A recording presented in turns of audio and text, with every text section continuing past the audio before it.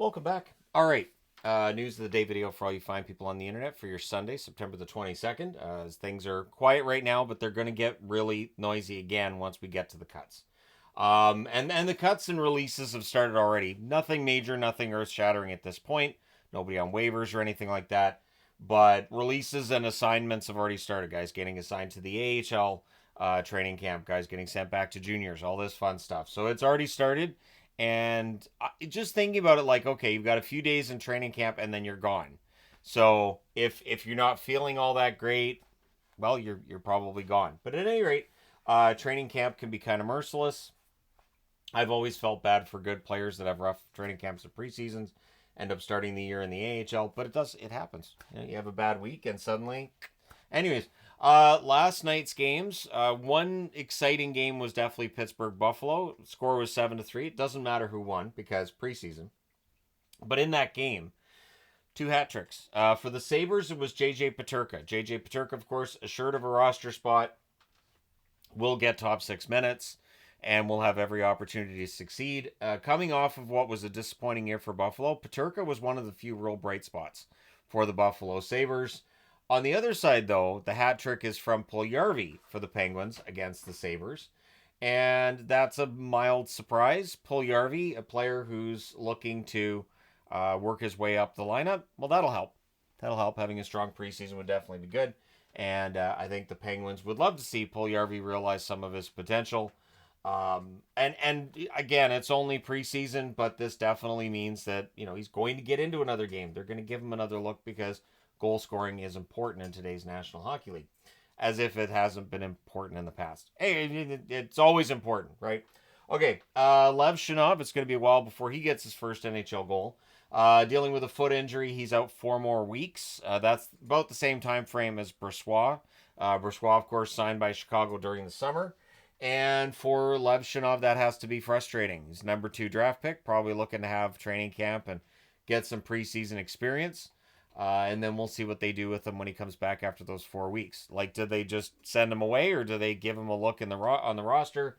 Since Chicago isn't expected to be a playoff team or be in the mix for a playoff position, they have some freedom to do something a little creative with prospects and decide on, giving a guy 9 games here or move him down. Whatever they're going to do, we'll see.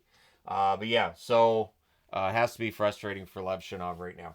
One note I wanted to make from Winnipeg's game last night, one thing that I like to look at during the preseason is when some of the young guys are in the lineup and think to yourself, okay, so if these guys build some chemistry, this bodes well for the future, right? And in Winnipeg's case, in the 5-2 loss against Minnesota, Colby Barlow scored a goal from Braden Yeager, and it's Braden Yeager, right? If it's not, we'll just change it. But yeah, Yeager is the guy they get, of course, from Pittsburgh in the McGroarty trade. And if Barlow and Yeager have good chemistry together, that does bode well for the future. Winnipeg's a team that's pretty good right now, but I think their future is good too. There are some teams in that situation in the NHL. There are some that need to win over the next few years, or things are going to get kind of rough.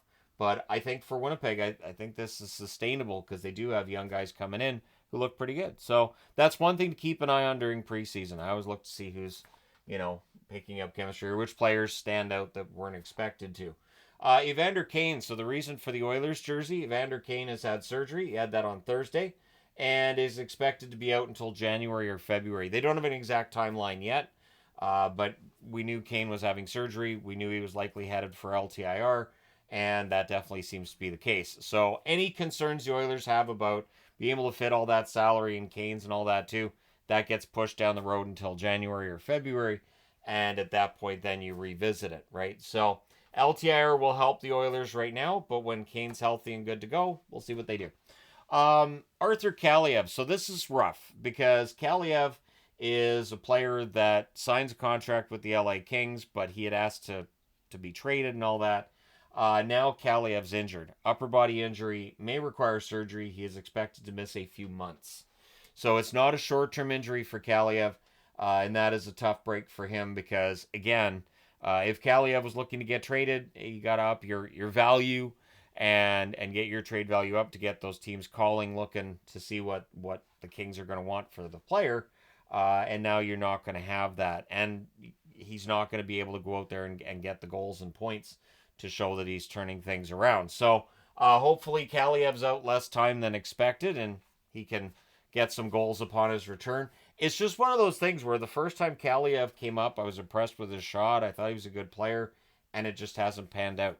So, NHL 25 ratings, I've talked about this. I think they're something people overreact to. I do. I honestly, when I was playing NHL games over the last 20 years, I've had plenty of times where a guy with a low rating helped my team a lot, or a player with a really high rating, I couldn't wait to trade him because it just didn't work, and I had to get rid of that player. And sometimes trading down a little bit when it came to the player ratings helped my overall team. So Macklin Celebrini's rating's been revealed, and it's a very safe 82. 82 is nice and safe because that's kind of bottom six, again, in my recollection of the game. And it's a rating that if he gets off to a bad start, that's no big deal. If he gets off to a great start, that's going to get bumped up. But for Celebrini, 82 rating, I don't really pay much attention to it because, again, every time I got the game, I would just go in and change all the ratings. It was pretty easy. But anyways, there you go. And again, releases and assignments that have been done today and teams trimming down training camp rosters. There hasn't been anything major done yet in terms of a surprise. But it'll be on the board when a surprise happens, and there will be some surprises. So let me know your thoughts in the comments section below as always. Don't forget to hit like and subscribe in the event you've not done so already. Thank you guys so much for all your support. I will talk to you again soon.